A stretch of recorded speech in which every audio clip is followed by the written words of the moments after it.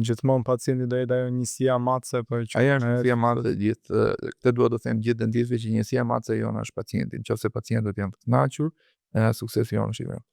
Është shumë e rëndësishme kjo që ju po bëni. Sinqerisht është shumë e rëndësishme, sepse dentisti ndonjëherë gjen në një pozitë të vështirë temi, do thosha unë që ka qenë një mangësi e Shqipërisë që mundoheshin t'i kufizonin gjërat, që mos ta hapnin shumë, mos t'i shprehnin shumë, mos t'i tregonin gjërat, si i bëjmë thjeshta për të tjerë. Duhet t'i bëjmë thjeshta për të tjerë që ne të jemi të vështira.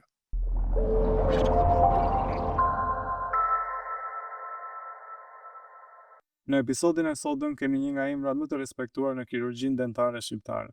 Me anë të përvojës së tij, ai ka mundur të krijojë një reputacion të fortë si kirurg, lektor apo mentor për shumë dentistë të rinj.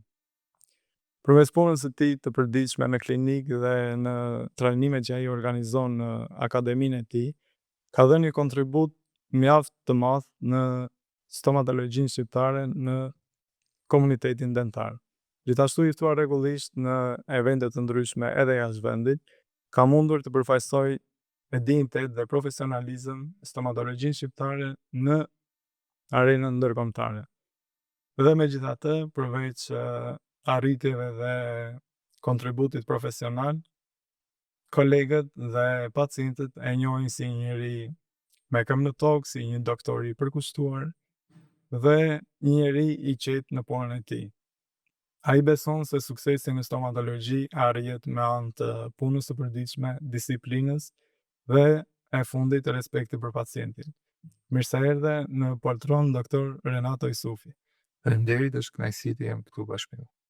Kënaqësia është e jona të kemi. Atëherë po filloj direkt në pyetjen e parë që në një profesion ku çdo milimetër ka rëndësi, cili është momenti kur ndjeni atë presionin më të madh në një ndërhyrje? Është e vërtetë që kirurgjia ka përgjegjësi, por duhet t'ju them që përgjegjësia më e madhe është momenti që pacienti pranon ta marrësh pacientin përsipër, që pranon ta trajtosh rastin. Kjo është momenti që është përgjegjësia më e madhe sepse do përcaktosh diagnozën, planin e trajtimit saktë dhe është shumë e rëndësishme. Në momentin që fillon ndërhyrja kirurgjikale është teknikë dhe në atë moment përgjegjësia zhduket. Domethënë çdo gjë eliminohet dhe futemi në një botë tjetër që është bota e teknikës kirurgjikale.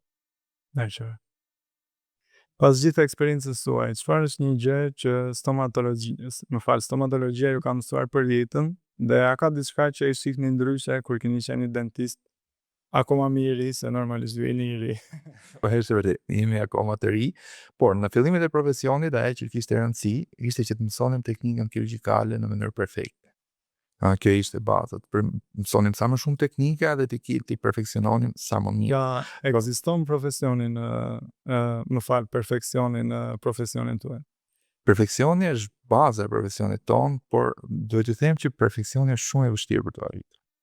Perfeksioni në detaj është baza e stomatologjisë. Ne duhet të jemi kujdesshëm për çdo detaj. Është ajo që ju thatë më parë që çdo milimetër ka rëndësi dhe është e vërtetë në kirurgjinë stomatologjike, por përgjithsisht në gjithë stomatologjinë, çdo milimetër ka rëndësi. Por ju thash, përveç teknikës, me kalimin e viteve, ajo që kam mësuar është se më e rëndësishme se teknika është që të punojmë me planin e trajtimit dhe të punojmë me pacientin në përgjithësi. Ne kemi një shprehje në kirurgji që themi që pacienti duhet ta ekzaminojmë nga fije e flokut deri tek thori i këmbës. Domethënë për një patologji të caktuar në kavitetin oral duhet bëjmë një ekzaminim sa më të përgjithshëm pacientit dhe duhet jemi të kujdesshëm nga pacienti në pacient. Çdo pacient, pavarësisht se teknika kirurgjikale është e njëjtë, çdo pacient është i ndryshëm, prandaj duhet të bëjmë vlerësimin e pacientit. Me qëra fjalën tek pacientët, cila është pyetja më e çuditshme që mund t'ju ketë bërë një pacient në klinikën tuaj? Do të tregoj dy episode. Njëra që ishte një pyetje që ishte ndjeshme, ishte që një pacient me anomali të nofllave, një varësi ku te mosha 17 vjeç, paraqitet në klinikë dhe kishte një anomali të theksuar ku noflla e poshtme ishte shumë më e dalë se noflla e sipërme, edhe nga ana estetike edhe funksionale, por edhe estetike, kishte dallim shumë të theksuar edhe kishte një ngej inferioriteti, le të themi, dhe pyetja që më bëri ishte doktor, a mundem dhe unë që të bëhem që të gjithë njerëzit e tjerë, që ishte një pyetje shumë e ndjeshme. Shpesh gjendemi përballë pyetjeve të ndryshme në stomatologji. Normalisht ke të bësh me gjithë pacientët janë të gjitha grupimeve, të gjitha, dhe ajo është kënaqësia, dhe ajo është e bukur, sepse nëse punon vetëm me diçka të caktuar bëhet e mërzitshme me kalimin e viteve. Besoj gjen kënaqësi në momentin që ti përfundon ndërhyrja me sukses, dhe shikojnë që pacientit ndryshon jo vetëm funksionaliteti, por edhe estetika, krijon një vetbesim të ri, një jetë të re. Besoj kjo është një kënaqësi e punës tuaj. Kënaqësia më e madhe e punës tonë kjo është. Do të thënë feedback ose përgjigje e pacientit. Në momentin që ne arrim të bëjmë një punë të mirë, gjë më e rëndësishme që i bën pacientit nuk është vetëm dukja, paraqitja, por prezenca. Gjë më e rëndësishme është që rrisim vetbesimin. Po, kjo është gjë më, do thoja, sekreti i punës tonë profesionale është që të mundohemi të rrisim vetbesimin dhe në momentin që dikujt ka një vetbesim të shtuar në vetvete, ka një jetë të re. E vërtet është dhe unë e kam parë që jo vetëm në kirurgji, por edhe në estetik, pra në klinikat e ndryshme që ndryshon komplet energjia, fizionomia e pacientit dhe ju ndryshon energjia, domethënë nisin vërtet një jetë të re. Është një jetë e re. Nga ai momenti mbrapa nis një jetë e re dhe kjo për mua është më e rëndësishme në gjithë profesionin. Dhe është vërtet për të vlerësuar. Kur shihni një rast kompleks për herë të parë, cila është gjëja e parë që analizoni para se të vendosni komplet planin e trajtimit? E diskutuam edhe pak më parë dhe thash duhet bërë një ekzaminim shumë i kujdesshëm me pacientin. Në momentin që teknologjia mbase teknologjia është shumë e rëndësishme, por më e rëndësishme me gjithë është eksperienca. Eksperienca edhe vlerësimi i kujdesshëm i pacientit në të gjitha aspektet, qoftë në aspektin e përgjithshëm shëndetësor, qoftë në aspektin psikologjik, qoftë në aspektin se për çfarë vjen pacienti, është shumë e rëndësishme për çfarë vjen. Domethënë një pacient ta pyesim kush është ankesa jote kryesore. Domethënë që ne të marrim nga pacienti atë që është e rëndësishme për të, edhe pastaj ne kemi për detyrë që të bëjmë një plan trajtimi detaju për të përcaktuar se çfarë ne mund t'i ofrojmë. Ndonjëherë kërkesa e pacientit mund mos kërkuset me atë që ne mund të ofrojmë, edhe duhet të them gjithë dentistëve përgjithsisht, por përgjithsisht edhe gjithë mirë komunikimi sa është aspekti më i rëndësishëm. Duhet sqaruar pacientin me detaje për të gjitha etapat e punës dhe duhet jemi sa më realist dhe sa më të sinqert për t'i thënë se deri ku mund të arrijmë. Jo çdo gjë, ne nuk kemi një shkop magjik që të bëjmë rregullim. Ne kemi disa parime, disa protokolle, një filozofi pune që mund të arrijmë deri diku në planin e trajtimit, por nuk mund të bëjmë rregullim. E kuptoj. Edhe pjesa kur dentisti i shpjegon pacientit çfarë do ndodhë e radhës, unë edhe vetë si pacient e kam kuptuar që kjo është një frikë, e që atë anksin, e që atë çfarë do më ndodhë, dhe kjo pjesë është goxha e rëndësishme, kur dentisti i shpjegon, pra komunikon me pacientin për çdo gjë që është duke bërë. Është vërtet. Është një ndër hapat kryesore për të hequr frikën, ankshin. Komunikimi është baza. Duke qenë se u merrem kryesisht me kirurgji dentoalveolare, kirurgjinë orale, pacienti kur paraqitet tek unë vjen me ndjenjën e frikës. Kushdo që të jetë nga ne, në momentin që të paraqitet përpara kirurgjie është më të normale që të ketë ndjenjën e frikës, të jemi të sinqertë. Edhe ne që jemi mjek, në momentin që paraqitemi për të bërë një kirurgji, kemi ndjenjën e frikës. Por ju thash, duke komunikuar me të, duke krijuar një raport etik profesional sa më të mirë me pacientin, ndryshon gjithçka, ikën frika dhe shpesh ka pas raste që pacientët janë ndier shumë komod dhe e kanë hequr atë frikën dhe janë paraqit përsëri pa frikë të dentistit. Shumë e rëndësishme është të them edhe diçka që për pacientin është shumë e rëndësishme, jo teknika që të bëni, por mënyra se si do ndihet momenti që ju do kryeni një ndërhyrje. Domethënë, nëse ai do ndihet komod dhe rehat, gjithë puna do jetë shumë më mirë. E vërtet. Në karrierën tuaj, cili është një moment që ju ka bërë të ndiheni krenar për profesionin që keni zgjedhur? Ka pasur një moment, domethënë, që ti ke kuptuar që, okay, kam bërë në profesionin ton nuk mund të themi krenar, sepse në kuptimin nuk mund ndihesh krenar sepse është një profesion që dhe kemi me shpresë sot gjatë gjithë jetës. Domethënë edhe ka uljet e ngritjet e veta, por krenaria më e madhe ndihet në momentin që ti mund të jesh duke ecur në rrugë edhe takon një pacient që thotë doktor më ke ndryshuar jetën ose doktor puna juaj më ka dhënë një vetbesim të shtuar. Këto janë ndoshta momentet që të bëjnë realisht të ndihesh krenar pa qenë nevoja për shumë gjëra. Më kupton, domethënë kjo është krenaria më e madhe për një profesionist. Çfarë përcakton realisht suksesin afatgjatë tek një dentist? Suksesi afatgjatë, të folësh për sukses tash në punën tonë është pak e vështirë.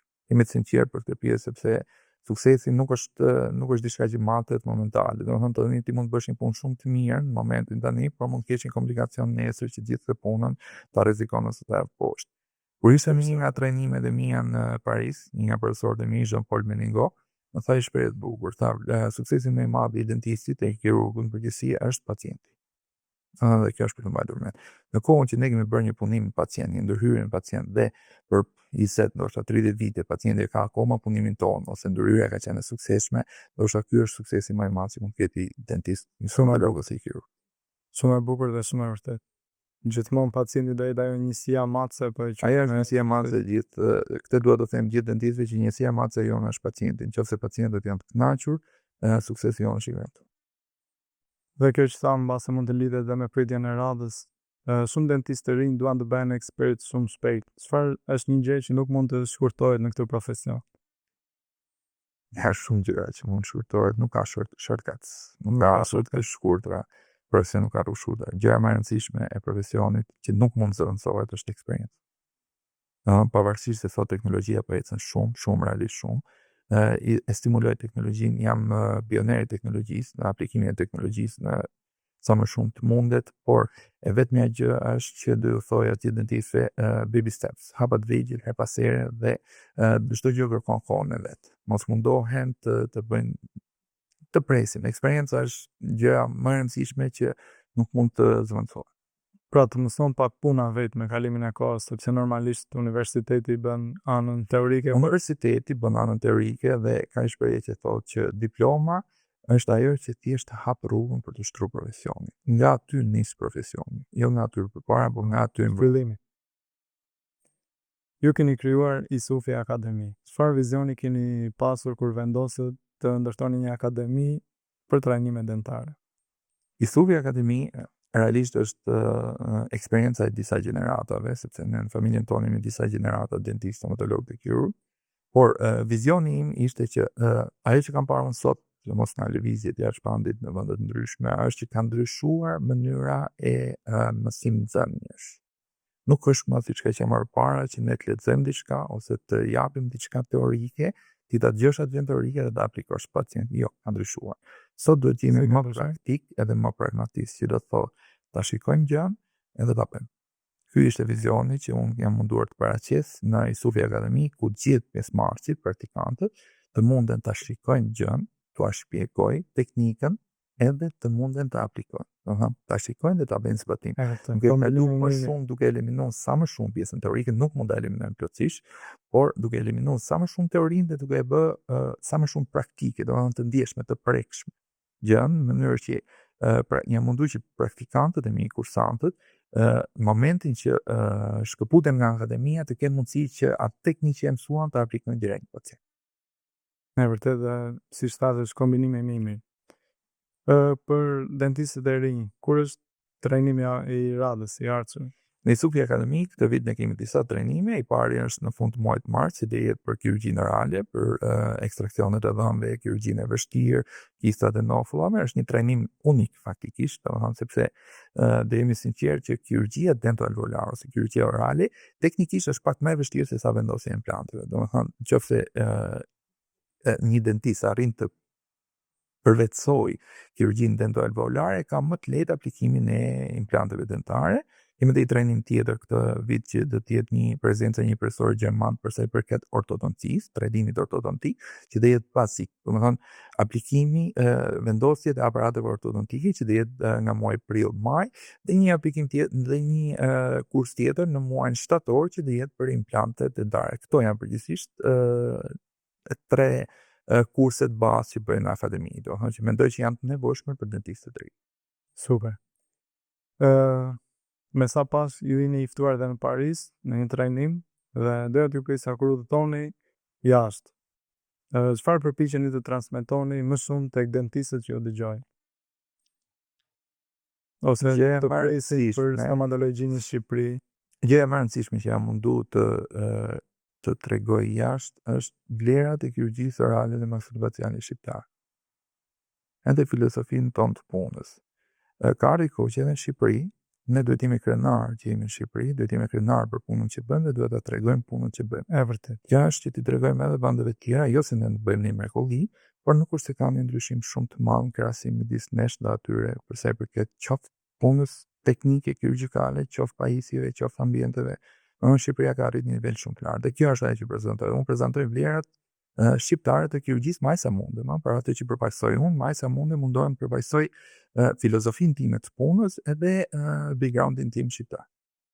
Shumë mirë. Edhe unë e besoj vetë që Shqipëria ka arritur një nivel në stomatologji që është rritur shumë.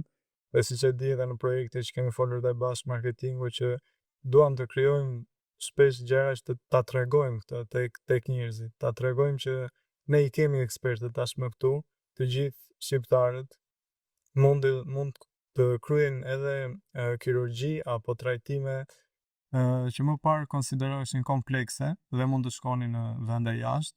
Tani mund të bëhen të gjitha. Nuk na mungon asgjë nga dentistët qoftë evropian, qoftë amerikan. Ky është dhe qëllimi i dentistëve shqiptar në Esim Media, ta promovojmë edhe ta nxjerrim, ta shfaqim, sepse është shumë e rëndësishme kjo që ju po bëni. Sinqerisht është shumë e rëndësishme, sepse dentisti ndonjëherë gjendet në një pozitë vështirë teme se të është i mbyllur brenda asaj klinikës ti dhe e ka të vështirë të dalë nga jashtë. Duhet të nxjisësh pak që të shprehen. Ne kemi shumë dentistë që realisht janë talent në fusha të caktuara të stomatologjisë, që po bëjnë një punë të jashtëzakonshme dhe duhet ta shprehin. Po, dhe duhet ta tregojmë. Dhe ka shumë që ngecin pak po them tek pjesa e marketingut, por që normalisht stimulosh për këtë pjesë, duhet të stimulosh, duhet të pikasësh dentistët që bën diçka të duhet të stimulosh që edhe ato të kuptojnë se bën një punë mjaft të mirë edhe ta shprehin atë punë që bën. Duhet të shpalosin dhe online. Duhet ta shpalosin. Po. Doktor, çfarë është një gjë që pacientët nuk e kuptojnë për punën e një dentisti, por që për ju është shumë e rëndësishme? Faktikisht, pacientët mendojnë që dentistria, stomatologjia në përgjithësi është teknikë. Domethënë nëse ti je aftë në teknikën e caktuar, ato mendojnë që bën mirë, por nuk është teknikë, është një proces shumë i gjatë. Domethënë dentisti në një farë mënyrë është artist edhe duhet të merret me të gjithë episodin që nga momenti që paraqitet pacienti, është diagnoza, është plan trajtimi, është plani i punës që të jetë sa më i saktë dhe sa më korrekt. Është një proces goxha i gjatë që kërkon kohën e dur. Kam përshtypjen e vetmja gjë që pacientët nuk kuptojnë është zgjatja në kohë e një punimi ose një trajtimi. Kanë durimin edhe është aty një pak keq informim, ndoshta diçka, një punë e mirë kërkon kohë. Në vërtetë. Që nxjerremi punë mirë duhet kohë edhe çdo nxitim nuk sjell përfitim. Akoma më vërtet. Doktor, a është normale që nofullat e kërcas kur hapim gojën, apo është një shenjë që duhet kontrolluar? Normalisht kërcitja e noflës nuk është një shenjë normale, artikulacioni temporomandibular mund të japi shenja të një disfunksioni të artikulacionit temporomandibular, që është një patologji, por nëse kjo shoqërohet me dhimbje ose me kufizim në hapjen e gojës, atëherë është e domosdoshme të bëhet një konsultë tek dentisti, fillimisht edhe pastaj tek kirurgu. Por gjithsesi, edhe nëse kërcitja ka persistuar, ka vazhduar për një kohë të gjatë, do ju këshillosha që të bëni një konsultë me mjekun përkatës, me mjekun kirurg në faqe. E kuptoj. Shumë njerëz shtrëngojnë dhëmbët natën pa e kuptuar. Çfarë dëmi mund të shkaktojë kjo me kalimin e kohës edhe tek nofulla? Kjo në gjuhën shkencore njihet si bruksisë. Bruksisë. Është një patologji që kohët e fundit realisht është shtuar shumë. Është pak e vështirë për të identifikuar nga pacienti sepse pacienti është në gjumë, në moment që kjo ndodhur mund ta identifikojë partneri ose dikush tjetër që flet me të.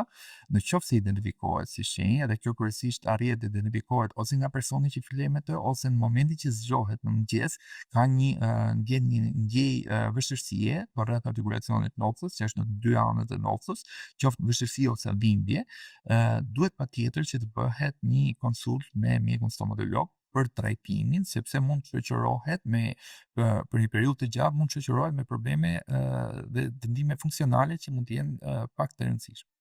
Pra mënyra si mund ta dallojmë është që mund të kemi dhimbje në mëngjes? Po, në momentin që pacienti zgjohet në mëngjes, përgjithsisht, mund ta identifikoj kryesisht sepse ka një kërcitje karakteristike dhëmbe, partneri që flet me të ose dikush motra vllai që mund të jenë bashkë, por në mëngjes ndihet një rëndesë në zonën përreth artikulacionit dhe të muskujve që ndodhen përreth artikulacionit, ose që shoqërohet me dhimbje prapë në zonën përreth artikulacionit. Ka dhimbje karakteristike sepse përfshin të gjithë zonën përpara veshit dhe përreth veshit edhe pjesën e poshtme të qafës. Po, a mund të largohet kjo pjesa e shtrëngimit të dhëmbëve, për shembull me kalimin e kohës? Po, mund ajo duhet identifikohet fillimisht kush është shkaku, kush është arsyeja që e jep këtë. Po zakonisht Nga detistet kryesisht trajtohet me anë të disa shinave, bëhen disa shina bruksizmi që quhen, që vendosen kryesisht natën për ta shmangur këtë. Për sa i përket shkaqeve, mund të jenë nga më të ndryshmet, por shkaku kryesor në ditët e sotme është streshi. nga stresi. Një nga arsyet kryesore, mund të themi, është stresi, mingarkesa në punë, janë dhe faktorë tjerë ndryshëm, por këto janë disa nga shkaqet kryesore që e kanë ndikuar shumë dhe e kanë stimuluar në kohët e fundit. Mbase lidhet pak me pyetjen, por nëse zgjohemi në mëngjes me nofullin shumë të lodhur ose të shtrënguar, çfarë mund të jetë duke Kjo është shkaku kryesor që është shkëlqitja e dhëmbëve, kryesisht gjatë natës. A është e vërtetë që dhëmbët e shtrembur mund të krijojnë dhe probleme ose dhimbje kope, probleme me nofullin? Po, malokluzioni ose dhëmbët që mund të jenë nuk janë në pozicionin e tyre normal. Me kalimin e kohës, nuk është ata në gjitha rastet, por një pjesë të rasteve, me kalimin e kohës mund t'i japin edhe këtë që përmendëm më parë, që është çrregullimet e artikulacionit temporomandibular, dhe çrregullimet e artikulacionit temporomandibular janë ato që mund të çojnë pastaj në dhimbje koke kronike, do të thonë dhimbje të herpashershme të kokës. Prandaj do ju sugjeroja se gjithë atyre që kanë problemet me spostimet e dhëmbëve apo deformimet e dhëmbëve, malokluzion që i themi në gjuhën tonë, të mundohen ta trajtojnë.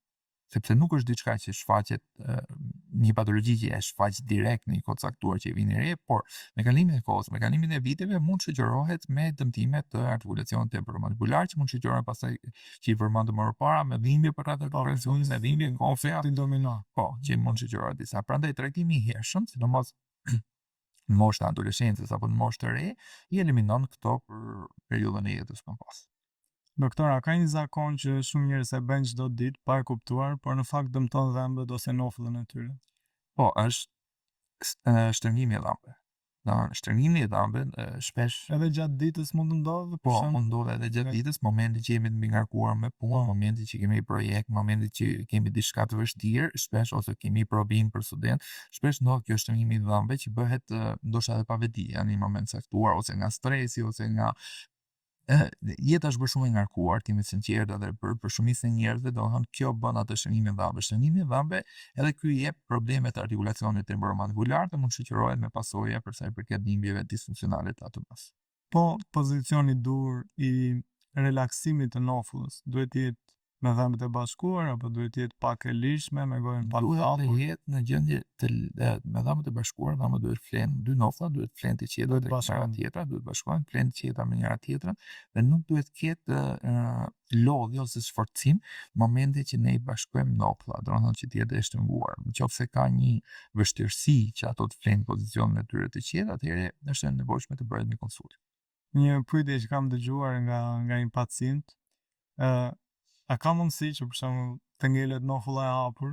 Po ndodh. Ndodh.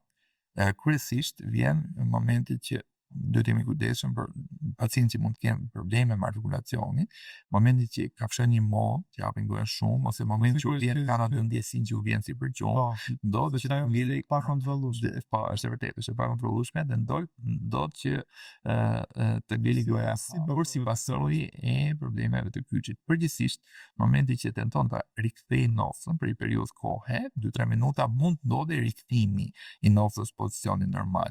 Nëse nuk arrin dot ta rikthejë, duhet paraqitet te dentisti dhe është një manovër që quhet manovra e Hipokratit që e rikthen nofullën në pozicionin normal, në pozicionin e vet që ta mbylli gojën prapë dhe duhet të jetë shumë kujdesshëm në momentin që i bën hapje të mëdha të gojës më vonë. Pra kujdes edhe me ushqimin, Po, edhe me ushqimin, edhe me hapjen e pavetishme të gojës për shumë të madhe, domethënë. domethënë edhe pjesa e ushqimit, përtypja ndikon Çdo gjë ndikon në fiziologjinë dhe anatominë e nofullës. Në kirurgjinë dentare, sa shpesh vendimi më i vështirë nuk është teknik, por etik? Është një kombinim i të dyja. Domethënë në kirurgjinë dentare, me profesionin tonë dentistrisë të kirurgjisë, është etika është baza, por edhe teknik. Në vërtetë. Cili është një gabim klinik që sipas jush bëhet shpesh në stomatologji dhe mund të shmangej që në planifikim? Gabimi kryesor mendoj që është plani i trajtimit i gabuar që duhet bërë që në planifikim. Domethënë pjesa më e rëndësishme e një pune në stomatologji në kirurgji është një plan trajtimi i saktë. Do kjo është dhe shilloja që 90% e punës. 50% e punës është diagnoza, do vendosja e saktë e diagnozës, ne themi që është 50% e punës, mas vendosjes saktë e diagnozës, plani i trajtimit i saktë është pjesa më e rëndësishme. Pastaj çdo gjë tjetër është teknikë, do të thonë që mësohet edhe aplikohet. Por këto për mendimin tim janë dy më të rëndësishme. Kur një rast ju duket shumë kompleks, çfarë ju ndihmon të mbani qetësinë ose fokusin gjatë ndërhyrjes? Është eksperienca, kam përshtypjen ajo që ta jep atë gjendjen e qetësisë, edhe besimin vetvete. Nuk duhet futeni asnjëherë në një kirurgji që nuk jeni të sigurt paraprakisht që keni 3 plane trajtimi, jo vetëm një. Plani A, plani B dhe plani C. Që do thotë ju si kirurg duhet parashikoni që edhe nëse gjëja nuk shkon mirë.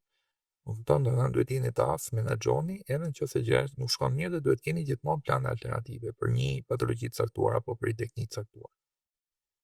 Në momentin që një kirurg ndalon së mësuari, çfarë ndodh realisht me karrierën e tij? Ka vdekur profesionalisht. Në momentin që ne ndalojmë së mësuari, sidomos kohët e sotme, që teknologjia dhe shkenca po ecën shumë, për mua është i vdekur profesionalisht, ka mbaruar. Përgjigje bukur. Çfarë e bën doktor Renato Isufin të vazhdojë çdo ditë me të njëjtin pasion për këtë profesion? Dhe kjo është dhe pyetja e fundit. Pasioni. Pasion. Dëshira dhe pasioni. Këto janë dy gjëra që më shtyjnë. Ideja është në profesionin tonë, jo gjithmonë është që la themi fush me lule, ose është çdo gjë shkon mirë. Ka raste që thash është me ulje ngritje, ka raste që nuk ndihesh mirë, ka raste që diçka mund mos shkojë mirë, por është dëshira dhe pasioni ajo që na bën të ecim përpara.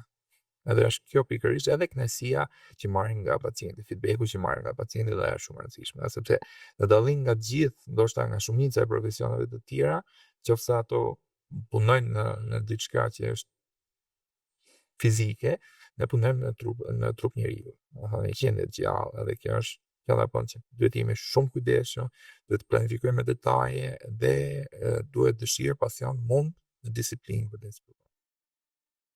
Doktor, ishte kënaqësi të kisha këtu dhe personalisht të gëzoj një respekt të veçantë për ty si njeri, për punën tënde, për gjithë çfarë ke ndërtuar, përfshirë klinikën, akademinë, pjesën e trajnimeve brenda apo jashtë vendit. Dhe të falenderoj edhe unë që jep kontributin tënd me kaq për ulje, po them, në stomatologjinë shqiptare. Falenderoj shumë, është kënaqësi që isha këtu edhe një herë, të stimuloj që këtë ta vazhdosh sa më shumë për gjithë stomatologjinë shqiptare, por ndoshta edhe për pjesë tjera të mjekësisë shqiptare. Kontributi jonë është i thjeshtë dhe minimal. Unë do sugjeroja të gjithë dentistëve të mundohen të japin sa do pak të munden, sepse ndoshta duke thënë qoftë sa do pak mund stimulojmë dikë tjetër, mund të ndryshojmë jetën e dikujt. Duhet mundohemi ta shprehim atë që mundemi, duhet t'i japim, duhet t'i japim sa më shumë. Qoftë marrim diçka, duhet t'i japim patjetër diçka. E vërtet, duhet ndarë me sepse ka çdo gjë duhet të rinj që ju shikojnë si ne përfitojmë vetëm nga bashkëpunimi dhe nga ndarja e gjërave. Nëse e mbyllim gjën, vetëm humbim. Ka shumë dentistë të rinj që ju shikojnë vërtet si shembuj, të rinj e kanë fjalën mbase që te pjesa studentore dhe për mua jeni vërtet një shembull për të marrë në stomatologji. Falenderoj sinqerisht, është ndoshta mund të jetë vërtet që mësojnë si shembull. Duhet thojë diçka, nuk është nevoja të kemi shembuj, nuk është nevoja të kemi individ shembuj. Jemi gjithë janë njerëzore, gjithë kemi të meta, gjithë kemi të mira, gjithë kemi benefite. Tash është shumë e rëndësishme është që duhet t'i japim sa më shumë. Duhet t'i japim çdo aspekt tjetër, por edhe në anën profesionale.